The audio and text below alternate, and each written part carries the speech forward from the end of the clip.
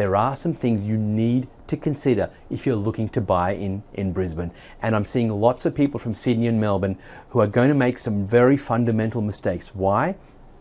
Because in Sydney and Melbourne, you could almost buy anywhere in those areas during the boom times and you made money.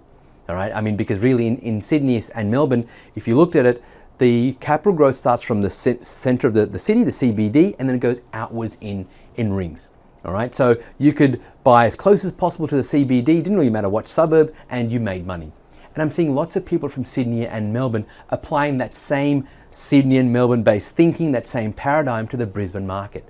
But in Brisbane, suburb selection is so important, right? Because there will be certain areas of the Brisbane market which will get almost next to no growth, despite the fact that Brisbane is booming. Because Brisbane is very, very different. It's not a market that works in rings where the CBD gets the most amount of growth and then it sort of goes outwards. No, think of Brisbane more like a patchwork quilt, right? Where some areas around here will do really, really well and others will just sit there and just kind of not do anything. And if you get that wrong, you'll end up buying in a market which hardly does anything for you, right? So you need to be very, very careful about suburb selection. That's number one. Mind you, when it comes to suburb selection, I'm not saying you can't buy close to the city. What I am saying is there are certain suburbs close to the city that will do well, and there are others that won't.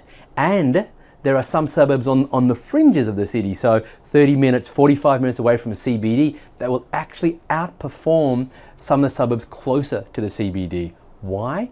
Two reasons. Number one, that's where people are moving to because of affordability. So it's great for you if you've got a budget of say $500,000. There are some suburbs out there that are going to give you more capital growth from a percentage basis than some of the suburbs where prices are $800,000 or $900,000. But the other reason as well is that we're seeing a lot of infrastructure being put on the fringes of the city. When you see the Southern Hemisphere's biggest hospital being placed 90 minutes north of Brisbane in the Sunshine Coast, right? When you see Queensland's biggest shopping centre being sort of 45 minutes southwest of Brisbane, that's where all the infrastructure is going. So when you have the people moving out there, when you've got a lot of jobs growth happening out there, and when you see all the infrastructure, you can now start to see why Brisbane market is quite different to Sydney and Melbourne, because Sydney especially, all the infrastructure goes into the CBD. That's where it all goes into, and then they expand out that city area. Right? Whereas in Brisbane, they're deliberately not doing that. So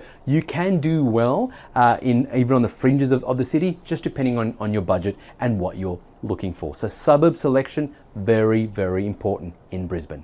Number two, you need to avoid the flood zones. Right now, we know that Brisbane's had some trouble with flooding in the past. There was a major flood in about 2010, 2011, and back before that, 1974.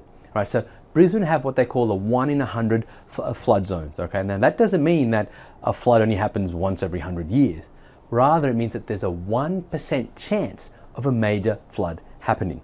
Right? And as far as I'm concerned, if you're looking to buy in an area and there's any chance whatsoever of the area flooding, you want to stay away. Right? It's just not worth the risk. Okay, and I'm seeing many people right now who are looking for the cheaper, older properties, buying in areas without doing their research about whether it's in a flood zone or not.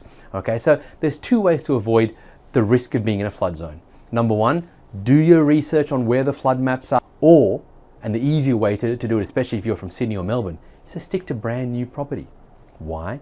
Because brand new property must be built a minimum of 1 meter above the highest flood zone on record, which I said was back in the mid-70s. Then number three, and this is again a Sydney, Melbourne sort of paradigm, and it's this: in Sydney and Melbourne, we're happy to live in units, we're happy with higher density living, we're happy to live on top of one another.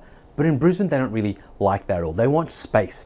Okay, so I see a lot of developers having gone and built a lot of high-rise towers in Brisbane. I see a lot of people in Sydney or Melbourne being attracted to those glossy brochures about, you know, a new apartment complex. But the apartment market isn't really something that a lot of Queenslanders like. In fact, I've seen reports where up to 1 in 5 apartments is sitting there vacant in that inner city. Okay, so stay away from the unit market, stick to houses, stick to something with a bit of land on it. Even if you have to go for a townhouse, okay, that's going to be a better bet for you rather than an apartment. Then number 4, what type of property should you be looking to buy? Okay, there's this old, I think, adage or philosophy out there where people say that the bigger the land size, the better, because it's land that goes up in value. And that's now only partially true. Here's why. Yes, it's land that goes up in value, and that's part of the reason why I said, you want to stick to houses or at least townhouses or something with some land component. However, it doesn't necessarily mean, therefore, that the bigger land size is better. Why? It's because ultimately it all comes down to supply and demand. It comes down to what that market wants. And what we're seeing right now in the Brisbane market is that land size is around about, say, 350 to maybe 480 square meters, maybe 500 depending. That kind of land size is in demand. Whereas the bigger land sizes, sort of 650, 700 square meters, they are not in demand. They're just sitting there. Why? Because in Queensland, and probably like you and me, most people don't want to spend their weekends mowing lawns. All right? And what we're seeing, especially in certain areas around Brisbane, is that the entire suburb or the entire estate, like 30% of it is parkland with swings and stuff for the kids to play on. Some of it's even Wi-Fi enabled. So there's a real push to create a community feel. So therefore, there's no reason to have a large block of land. What's going to happen is that you're either going to pay more for the land up front, but then get a worse rental return because tenants won't want to pay extra just because you've got a bigger block of land. You may find it even harder to rent, again, because tenants know that they've got to maintain the lawns, and they may not necessarily want to. And plus, when it comes time for you to resell, you might find that owner-occupiers are not going to want the bigger land size because many of them don't want it today. All right, so make sure you're buying what that market wants. Now, one of the things when it comes to investing is that you're not buying necessarily what you want. You're not buying an area that you want to live in. No, you're buying what that market wants. You're buying what that market wants to live in. So understand that in the Brisbane market, the slightly smaller land sizes are going to give you a much better chance of getting it rented, much easier chance of getting it sold in the future. That's what you really want to be focusing on, not the bigger land sizes. And then finally, the fifth thing you want to consider when looking to buy into Brisbane is the quirks of the Brisbane market. For example, air conditioning. I can't tell you the number of people who said, oh, Nero, when I buy an investment property in Brisbane, I need to have ducted air conditioning in Brisbane because it gets hot. And I always caution them because here's why. When you have ducted air conditioning, and yes, it does get hot in Queensland, and you buy it as an investment property, what's your tenant going to do? Well, they're going to walk in the door, it's going to be hot, and they're just going to slam their ducted air conditioning on. And guess what? It's going to break down more often. Why? Because when you have ducted air conditioning and a house gets that hot, what you should be doing is you walk in the house, you sort of open the windows to cool the house down a bit before you put the ducted air conditioning on. But how likely is it do you think your tenants are going to do that? Pretty unlikely. So when you look to buy a property, you end up going for ducted air conditioning, you're going to lose in three ways. You're going to pay more up front because ducted air conditioning is more expensive.